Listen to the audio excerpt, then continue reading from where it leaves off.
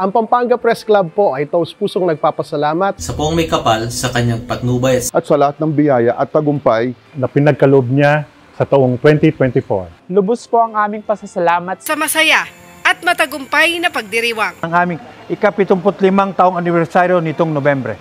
Kasabay nito ang labis na kagalakan sa mga gantimpalang nakamit ng mga kapita-pitagang miyembro ng PPC. Sa taong 2024, ang mga kasamahan namin na nagkamit ng parangal.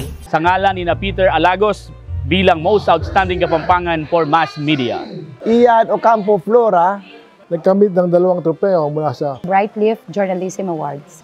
At sina Tonet Orejas, Noel Tulabut, Marna Del Rosario at Ria Isidro ng Pampanga News Now na nagkamit ng pagkilala mula sa Bayanihan Media Awards. Ang kanilang tagumpay ay karangalan po naming lahat.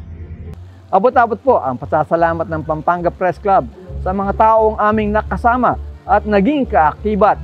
Para po sa matagumpay na pagdaraos ng mga programa at proyektong laan para sa ating mga membro at para din sa ating mga kababayan sa iba't ibang mga komunidad, hindi lamang sa gitnang Luzon, kundi maging sa buong Pilipinas. Sa inyong lahat, maraming salamat po.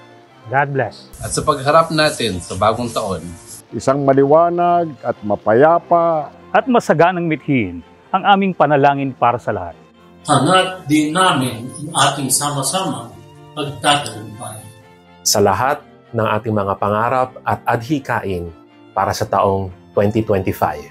Ang Pampanga Press Club ay magpapatuloy sa pagtataguyod ng malayang pamamahayag.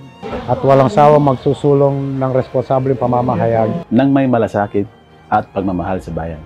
Saan po ninyo ang aming tapat na paglilingkod? Sa ating mga kabalin at sa buong sambayan ng Pilipino.